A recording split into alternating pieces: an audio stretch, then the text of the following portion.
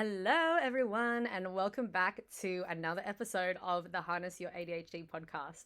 My name is Gia. I am a personal trainer and a yoga instructor, and I also have ADHD. Thank you so much for taking time out of your day to learn more about your wonderful brain with me. So, just jumping right into it, today's topic is going to cover yoga and just how great it is for us, and hopefully, maybe even convince you guys to start your own yoga practice. So this will probably be a slightly shorter episode than usual, but it will cover what yoga is, why yoga is amazing for our brains, and then some practical tips on how to make yoga part of your daily routine. Now, obviously, being a yoga instructor myself, I have firsthand seen the insane effects that yoga has had on my mind, my body, my spirit, the whole thing. So I urge you to keep your mind open as we go through this podcast. I know there are a lot of misconceptions about yoga, which I'll talk about a little later on, that it's this kind of slow, boring, hippie, spiritual woo-woo thing, but there has been so much scientific research done on the effects that yoga has on not just the ADHD brain, but just the brain and the body in general. So yeah, keep an open mind. Even if you haven't even considered doing yoga before, I have a feeling you'll be a little surprised at the end of this podcast. So to start, I think it's important for me to say that there's this common misconception about yoga that it's just this passive, almost boring, relaxing stretching, basically. And while the poses, which we call asanas, are an important part of yoga and our yoga practice, there are a few more components that make it a more well-rounded way of living and not just exercise. So there's a big focus on the breath, or we call it pranayama. And you've probably heard, move with your breath quite a bit if you've done a yoga class before. We use our breath to dictate our energy and to bring into and stay in the present moment as we're moving through our poses or our asanas. Then there's the concept of pratyahara, or the withdrawal of our senses and turning inwards. And this helps us further quieten our mind. So to paint a picture of what pratyahara is, imagine you're in deep focus doing a work project and you hear a car backfire loudly and you look up just out of automatic reaction and it takes you out of your deep focus. You then completely forget what you were doing, what you were about to write. You get frustrated and stressed out. So pratyahara teaches us to not give in to that biological impulse of looking up when that car backfires and taking control back of our senses. Then there's the concept of dharana, which translates to concentration in the context of a single thing, object, or idea. And this helps us train our brains to come back to focusing on that one thing when we are distracted. Through dharana, we also arrive at dhyana, aka meditation, which is the continuous flow of focus towards that single thing, object, or idea that we've established via dharana. So think of dharana as practicing or training, and dhyana as observing that we've been practicing or training. I know that can be a little bit hard to wrap your head around, so maybe just listen over that part a couple more times.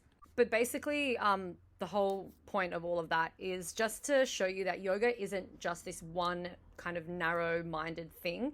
It is an entire way of living, an entire way of being, as there are also many philosophy and ideas kind of attached to yoga as well. There are also so many different types of yoga that have different advantages and focuses, and I'll talk a little bit about that later. But there are your more energizing, fast-paced styles of yoga like Ashtanga, Bikram, and Vinyasa. And then you have your more relaxing, say stretching, restorative styles like Hatha, Yin, or restorative yoga. And so there's a style of yoga for everybody, and I invite you again to challenge your beliefs of what yoga actually is, and do a little bit of research on some styles and see which one speaks to you. So now let's talk about the benefits of yoga and how it affects the ADHD brain. In 2019, there was a study review conducted which gathered the results of a bunch of brain imaging studies. The researchers wanted to observe the differences in the scans of the people who practice Hatha yoga, so a more relaxing, restorative style of yoga, compared to those who didn't. And they then observed the scans of these individuals who practice the yoga, and they found that they had structural and functional improvements in the hippocampus, which is the area of our brain that processes memories and aids in learning.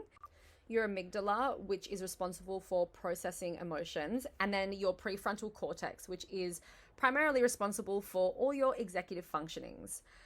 Think of it this way. So when, you've got a weak muscle, you go to the gym and you do some exercise to make it stronger. The exact same thing is true for our brains when we do yoga.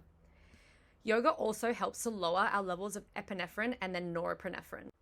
And the effect of this is that it leaves us feeling a lot more calm and a lot less overstimulated. And this is because yoga teaches us how to observe ourselves by focusing on the sensations of our body in each pose, and also trains us to bring our wandering mind back into the present moment when we get distracted. And this combination of self-awareness with movement promotes this beautiful mind-body connection that so many people with ADHD tend to really struggle with. I'm going to talk about interoception a little bit later, but yoga is so amazing for our interoception because, again, like I said, it helps us bind mind and body together. Then the pranayama, or the breath control aspect of yoga, plays a huge role in why yoga is so good for us.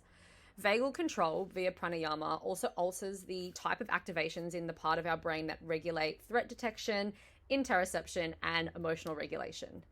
All right, let's backtrack a little bit. What the fuck did I just say? So vagal control talks about our vagus nerve. So the vagus nerve is a part of our autonomic nervous system, so the part of our nervous system that is controlled without us thinking, so things like breathing. The role of our vagus nerve is to help us get out of fight or flight and calm us back down to a nice regulated baseline. So for an example, you've just narrowly missed getting into a car accident and you're all shaken up. The vagus nerve will help us settle back down into that calm, regulated state. And pranayama helps us become more conscious and in control of how we breathe. One of the effects of this is having a lower baseline level of anxiety, which is threat detection, essentially. It also helps us with our unhindered interoception. Again, like I was saying before, our ability to sense what our body is telling us. Think appetite, temperature regulation, the ability to sense pain, and so on. And this makes it so much easier for us to identify what our body is asking us to do or not to do. Pranayama, or breath control, also makes it a lot easier to emotionally regulate ourselves. It strengthens our ability to pause right before we react to something. And it also increases our window of tolerance, making excessive stimulation easier to bear and a lot less overwhelming. So essentially, in a nutshell, the combination of the changes to our hippocampus, amygdala, and prefrontal cortex. I have tried to record that literally 3 times. I don't know why I have so much trouble saying that word. Prefrontal cortex. You know what? I'm just going to restart that entire sentence. So the combination of the changes to our hippocampus, amygdala, and prefrontal cortex, alongside the increased oxygen to our brain via the pranayama, results in decreased internal and external hyperactivity, improvements in our focus and concentration, improvements in our task switching, better memory consolidation and recall, pleasant moods, and overall just like a more regulated nervous system, meaning just overall better health, better mental health, better well-being. The physical effects of yoga on people with ADHD is pretty awesome as well. So with regular practice, yoga decreases our baseline cortisol levels, which then in turn increases our levels of brain-derived neurotrophic factor. I also had to record that word like 3 times because I can't speak today. And so brain-derived neurotrophic factor, you can kind of view as this like brain repairing chemical. So yoga has a protective factor for our cognition and our brain health too, which it's so cool. Yoga is just amazing. Now, of course, yoga is obviously amazing for improving pain, especially chronic pain. Interestingly enough, so a study showed up to nearly 38% of people with ADHD also reported a chronic pain condition such as fibromyalgia, EDS, or chronic muscle/joint tightness and pain. Yoga increases flexibility and strength, which helps to, of course, relieve pain and just generally move better and be more functional day to day, also reducing our risk of injury quite a bit. Another reason I love yoga is for the confidence that it helps build within ourselves. So having ADHD, it's very easy for us to make mistakes, forget things, lose our cool. And the byproduct of this is that we have the tendency to be very critical and very harsh on ourselves. I've said before, there's a lot of guilt and a lot of shame and just like a lot of like negativity that we kind of just like throw upon ourselves and internalize. And it's really damaging for our self-esteem, our sense of self. And it's really easy to fall into this kind of feeling of learned helplessness, which then is this kind of toxic loop where it reduces our self-efficacy even more. And it's this like self-fulfilling prophecy where we feel like we can't do things, so then we don't do things. And then we feel like we can't do even more things, so then we don't do even more things. And it just repeats. Learning to achieve like a balance pose, or even just like being able to stretch further than we have been previously, works wonders on our self-confidence, because we're proving to ourselves that we are capable of doing hard things. And this will bleed into our day-to-day life. And yeah, just like build up our self-confidence, because the best way to build self-confidence is to have proof. Have proof that you've achieved things, have proof that you've tried things. And yoga provides such a beautiful outlet for that. And to finish up, oh wow, this is actually a very short episode. We're like barely on 11 minutes yet. But to finish up, I'm going to give you some practical tips to help you start your yoga journey. So to start, shorter daily practices is a good idea because the consistency will help create a habit a lot quicker. And even though it is a daily practice, the fact that the sessions should be a little shorter, so think say under 20 minutes, it won't be too overwhelming. Because I know it's quite a common thing for my clients to look at a program, look through the whole thing, think, oh my God, this is just like way too much, and then just not do it at all. So in this case, like I said, it's much better to have those shorter sessions, do them daily so that you can build up that habit.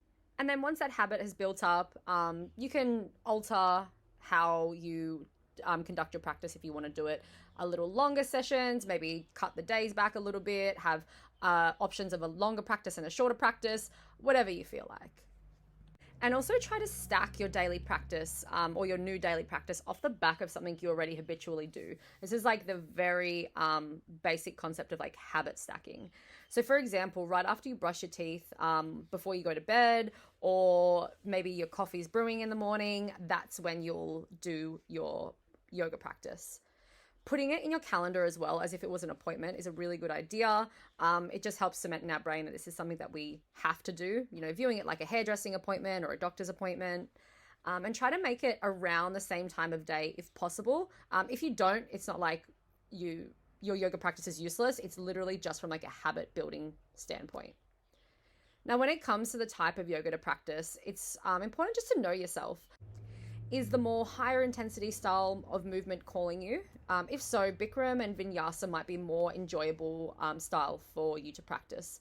But if you feel a bit overwhelmed by the idea of intense movement or intense exercise in general, or you already do a lot of intense exercise and you want something more restorative, Hatha and Yin might be a little bit more your speed. So have some fun, try a few styles out, view it as an experiment, keep it lighthearted. There's definitely a style of yoga out for everybody. You just got to find it. Another thing that can help kind of keep you in the moment while you're doing your yoga practice is things like mantras or chanting. That can help because it gives you something to like mentally hold on to instead of allowing your mind to bounce from like thought to thought. Some accountability as well, whether it be like a friend coming to you with classes, or even like doing YouTube yoga flows over Zoom together, or even just letting somebody know that you're trying to start a yoga practice and you need a little bit of accountability to keep you on track. So maybe get someone to ask you at the end of every day, or the end of every couple days, or end of the week if you did any practice. Again, just to have that accountability there. Also, a fun little thing that I like to do when starting a new habit is have like a reward at the end of it. So, for example, when I was first starting out with pole, I told myself that I do pole dancing. I don't know if I've ever mentioned that before, but I told myself that if I stuck to an entire term of pole, no break, not missing one class, I would reward myself with an outfit at the end of the term. And that worked amazing because I basically bribed myself into new clothes. So give that a go. Maybe like a reward at the end of the session, at the end of, completing a certain amount of yoga sessions, or sticking to a month or so of practice. Maybe you'll reward yourself with some new tights or a nice yoga mat, or maybe getting your nails done. I don't know, something. Doesn't really need to be related to your practice. It can just be anything, really. Basically, just like with anything new, to wrap all of this up, just like don't give up. As simple and as hard as that is. You may not fall in love with yoga straight away. I didn't, which is weird because I'm literally do it for my job now. But it can take a few weeks to be able to feel that kind of like yoga high that everybody talks about. But the key is to stay consistent, as with anything, right? The more consistent you are with your practice, the quicker you're going to start feeling those really positive, like nourishing benefits. And the quicker you'll be able to get into that state of bliss. I know it took me about 3 months to develop a regular practice, despite how good I felt actually doing yoga. I just found it really hard to just start, right? Which of course, ADHD, task initiation, makes total sense. But just know that regardless of how unmotivated you might be, you're doing really good things for your body, mind, and your soul every time you step on the mat. So anytime during your yoga practice, if you're able to kind of stay present and you're able to feel your muscles stretching and feeling your body releasing, hold those feelings and hold those thoughts, put a pin in them, stick them in the back of your minds to remind yourself every time you're feeling a bit unmotivated or you're just not feeling stepping onto the mat, remind yourself just how good you felt and how good you're doing for your brain and your body. So that is the end of episode 4, Yoga and ADHD. Thank you so much again for taking time out of your day to listening to me and educating yourself on how to best nourish your brain. If you have any questions about today's episode, if you have any feedback on today's episode, or if you are interested in either personal training, online coaching, or ADHD coaching, you can just go to my website, gkillenpt.com, so gkillenpt.com, or you can just look up my Instagram, gkillenpt, and send me a DM there. So again, thank you so much for joining me today. I hope you enjoy the rest of your week. Be kind to yourself, be patient with your brains, and I will chat to you guys very soon.